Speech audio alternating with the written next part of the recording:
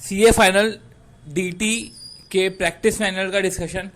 Since अब practice manual नहीं है और स्टडी मटेरियल है, तो स्टडी मटेरियल का डिस्कशन एक तरीके से। अब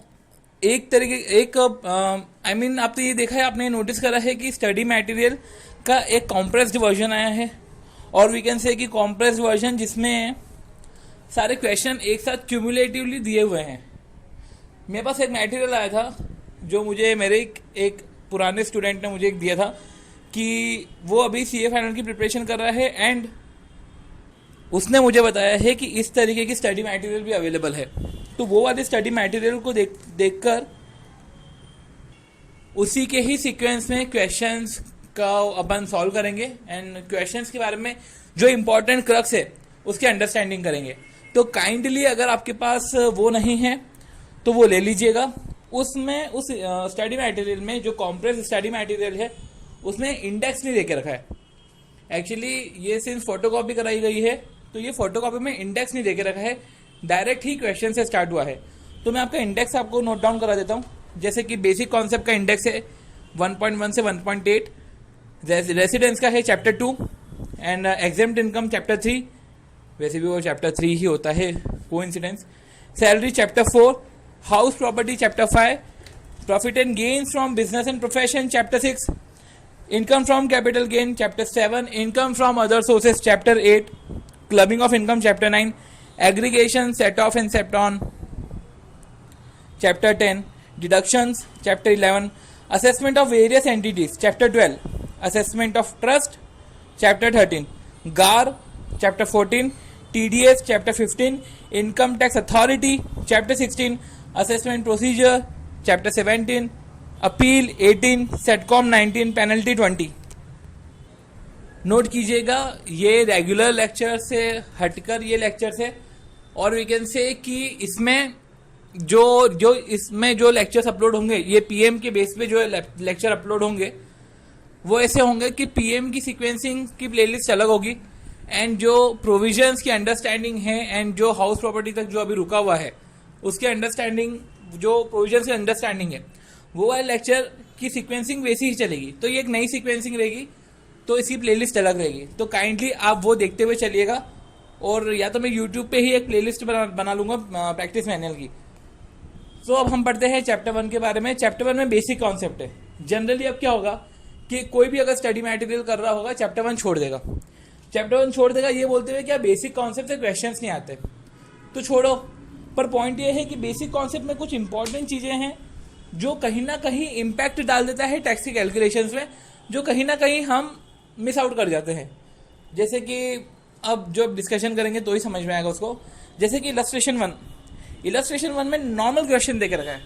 कायदे से देखा जाए तो एक नॉर्मल तरीके से कैलकुलेशन हो जाएगा, क्योंकि इंडिविजुअल है, 12 लाख की इनकम है, सरचार्ज तो लगने वाला है नहीं क्योंकि वो तो 50 लाख पे लगता है, तो एक नॉर्मल कैलकुलेशन हो जाएगा।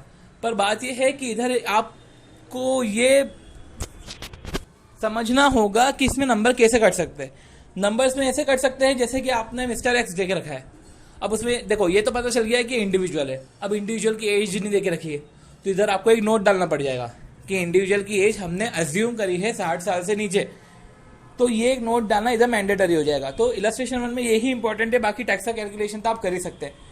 देखो दो चीज होती है, टैक्स पेबल और टैक्स लाइबिलिटी। टैक्स पेबल क्या होता है कि आपने जो टैक्स कैलकुलेट करा है, स्लैब लगाकर जो आपने टैक्स कैलकुलेट करा है, सरचार्ज ऐड करा है, तो वो हो गया का टैक्स पेबल। बट टैक्स की लाइबिलिटी सेस ऐड करने के बाद वो आती है टैक्स की लाइबिलिटी। तो टैक्स पेबल और टैक्स की लाइबिलिटी में अंतर होता है। सो जो टैक्स की लाइबिलिटी है वो टैक्स की लाइबिलिटी राउंड ऑफ होती है 0 पर। फॉर एग्जाम्पल जैसे कि 825 है तो 830 हो जाएगा, और 824 है तो फिर 820 रहेगा, मतलब कि round off to nearest 0। But अगर 5 आया है तो वो 10 तक चले जाएगा, जैसे 825 है तो 830 हो जाएगा। तो ये आपको ध्यान रखना पड़ेगा कि टैक्स पेबल क्या होता है एंड टैक्स लाइबिलिटी क्या होती है। एंड देन फिर एक कॉन्सेप्ट आता है मार्जिनल रिलीफ का। जैसे कि इलस्ट्रेशन नंबर 2 नॉर्मल क्वेश्चन है, आप 51 लाख का इनकम देके रखा है, समझ में भी नहीं आएगा, इधर मार्जिनल रिलीफ की भी बात आती है। 51 लाख है, नॉर्मल टैक्स कैलकुलेट कर लिया है, ये हमारा क्वेश्चन हो गया है। पर बात यह आ जाती है कि इसमें मार्जिनल रिलीफ है, तो मार्जिनल रिलीफ पता कैसे चलेगा कि इसमें मार्जिनल रिलीफ है, और ये मार्जिनल रिलीफ होता क्या है। मार्जिनल इनकम की मैं एक डेफिनेशन बोलता हूं, देन फिर उसका अपन इंटरप्रिटेशन करेंगे एंड देन उसका फिर क्वेश्चन देखेंगे कि क्वेश्चन को कैसे एग्जीक्यूट करा। Marginal relief means additional tax levied on additions in income, additional tax levied due to additions in income, and impact of such additional tax is such that the tax exceeds the income. Additional tax levied due to additions in income and impact of such tax is such that it exceed the additional income and such excess tax can be claimed as marginal relief। क्या होता है कि जो tax का calculation है as per laws ही होना चाहिए, by the way laws ही होना चाहिए, वो वैसे ही कैलकुलेशन होता है। पर क्या होता है जब लॉ अनजस्टिस करता है, जब लॉ इतना क्लमजी हो जाता है जिससे कंप्लायंस करने वालों के लिए वो अनजस्टिस क्रिएट करता है, तो उसमें खुद ही लॉ एक रिलीफ दे देता है। जैसे सैलरी में भी एक रिलीफ आएगा जिसमें आज तक अभी तक कोई क्वेश्चन नहीं आया है, बट हाँ इधर जो बात हो रही है वो है मार्जिनल रिलीफ की। फॉर एग्जाम्पल इधर बोला है एडिशनल टैक्स लेविड। अब इधर एडिशनल टैक्स मतलब जैसे सरचार्ज लगता है 50 लाख के ऊपर। मेरी 50 लाख की इनकम है, बढ़िया, कोई सरचार्ज नहीं है, पर सारा 50 लाख 1 रुपए हो गए तो फिर हो जाएगा, मेरे को सरचार्ज लग जाएगा। मतलब मियरली 1 रुपए बढ़ने से, अपन 1 लाख की बात कर लेते, 1 लाख रुपए बढ़ने से सरचार्ज बढ़ गया मेरा, एंड सरचार्ज का इफेक्ट तो पूरे टैक्स पे आएगा। तो इससे क्या होगा कि जो मेरी एडिशन है इनकम में, एडिशन जैसे 1 लाख रुपए, मेरा टैक्स बट ऑब्वियस है कि वो 1 लाख से ऊपर ही रहेगा। मैंने कमाया है एडिशन में 1 लाख, टैक्स आया है 1 लाख के ऊपर, तो जो एक्सेस है का जैसे वही एक अनजस्टिस है, तो वो अनजस्टिस का रिलीफ ले लीजिए आप। ये होता है मार्जिनल रिलीफ। तो अब इसमें कैलकुलेशन अपन करके देते हैं। जैसे कि इलस्ट्रेशन नंबर 2 था, 51 लाख का कैलकुलेशन था। स्टेप्स इसमें ऐसी रहेगी, पहले 51 लाख पे नॉर्मल कैलकुलेशन करो टैक्स पेबल का, टैक्स लाइबिलिटी नहीं। पहले टैक्स पेबल डिसाइड होता है, देन टैक्स लाइबिलिटी डिसाइड होती है। तो टैक्स पेबल पहले आप डिसाइड करो, पहले टैक्स पेबल आप कैलकुलेट करो। 51 लाख पे करो, ओके, एंड देन आप टैक्स कैलकुलेट करिए 50 लाख पर। 50 लाख इसलिए कि एज्यूम करो कि कभी 1 लाख रुपए नहीं कमाता मैं 50 लाख तक ही कमाता जब तक सरचार्ज नहीं लगा। आप टैक्स कैलकुलेट करो, आपने टैक्स कैलकुलेट करा, ये टैक्स पेबल कैलकुलेट करना है। मैं स्पेसिफिकली बोल रहा हूं टैक्स पेबल कैलकुलेट करना है, जो सरचार्ज को ऐड होकर आता है टैक्स पेबल। सो आप फाइंड आउट करेंगे कि जो ये डिफरेंस है वो है 164,250, 1,64,250। इनकम 1 लाख बढ़ी है, बट टैक्सेशन का इंपैक्ट 1,64,250 रुपए आ रहा है। तो 64,250 जो एक्सेस ऑफ टैक्स, और we can say tax exceed the additions in income. Tax जो 64,250 है exceeds the addition in income, जो 1 लाख के एडिशन के ऊपर है। सो वो 64,250 का मार्जिनल रिलीफ आप ले लीजिए। सो आपका जो टोटल टैक्स, जो आपका टैक्स पेबल था नॉर्मल केस में जो 51 लाख पे कैलकुलेट होता है, वो आप टैक्स कैलकुलेट करो। फिर देन टोटल टैक्स पेबल के बाद आप रिलीफ ले लो मार्जिनल रिलीफ का। ऐसे ही कभी रिबेट होता है तो टोटल टैक्स पेबल से ही वो रिबेट कैलकुलेट होता है। तो मार्जिनल रिलीफ हो जब हायर अमाउंट्स हो, एंड जब रिलीफ हो जब वो 2.5 लाख से 3.5 लाख के बीच में, जब रेसिडेंट इंडिविजुअल को जो इनकम होती है टोटल इनकम 2.5 से 3.5 लाख के बीच में, तब भी हम रिबेट कैलकुलेट करते हैं। तो रिबेट में भी ऐसे ही करते हैं कि टैक्स लाइबिलिटी निकाल के रिबेट माइनस नहीं करते, टैक्स पेबल निकाल के रिबेट माइनस करते हैं। तो इधर भी जो मार्जिनल रिलीफ है वो सेस ऐड होने के पहले ही एक होता है एडजस्टमेंट। तो ये मार्जिनल रिलीफ का एडजस्टमेंट करिए, देन आपका एक फाइनल टोटल टैक्स पेबल आएगा, देन आप 3% उसमें सेस ऐड कीजिए तो आएगी आपकी टैक्स लाइबिलिटी। ये tax liability round off to nearest 0 होना चाहिए। अगर 5 है, अगर 15 है तो वो 20 हो जाएगा। उसी के बेसिस पे इलस्ट्रेशन 3 भी हो सकता है, इलस्ट्रेशन 4 भी हो सकता है, और इलस्ट्रेशन 5 भी हो सकता है। अब बात आती है इलस्ट्रेशन नंबर 6 की। नॉर्मल देख के रखा है, 3,40,000 की इनकम है, बढ़िया कैलकुलेशन कर लो। पर बात ये आ जाएगी कि इसमें वापस आप दिक्कत दे दोगे रिबेट की।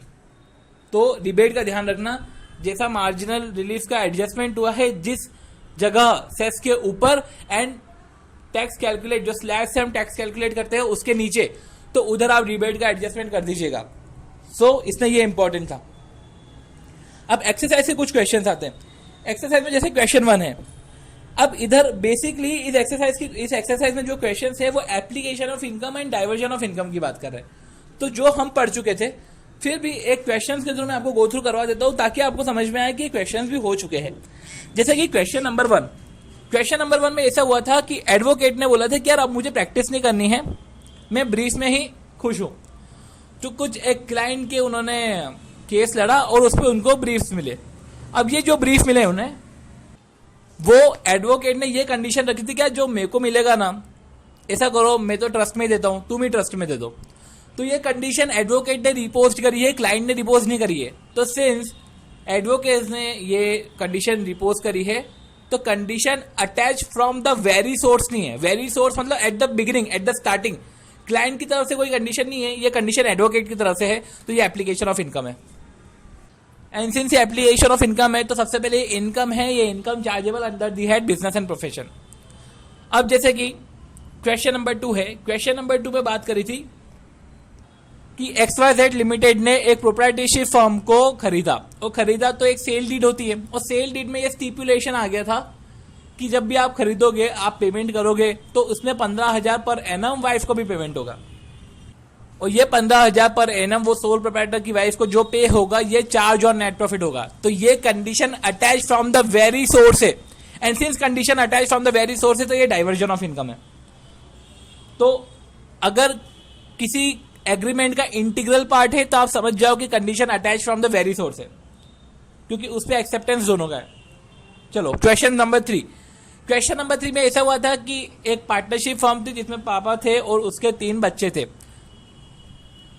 और पार्टनरशिप डीड में ही लिखा होता है, deed condition attach from the very source, कि जो भी अमाउंट बटेगा बच्चों में, नहीं इसमें अमाउंट बटने की बात नहीं करी थी, इसमें बोला था कि मेरे मरने के बाद जो भी प्रॉफिट कमाएगी फर्म, क्योंकि 3 बच्चे तो रहेंगे ऐसा एज्यूम करते हुए, और सिर्फ ऐसा डीड में लिखा हुआ था कि अगर फादर की डेथ हो जाती है तो बच्चों की जिम्मेदारी है कि इसके बाद अगर फर्म कंटिन्यू होगी तो फर्म में जो भी अमाउंट आएगा उसका 20% मदर को जाएगा।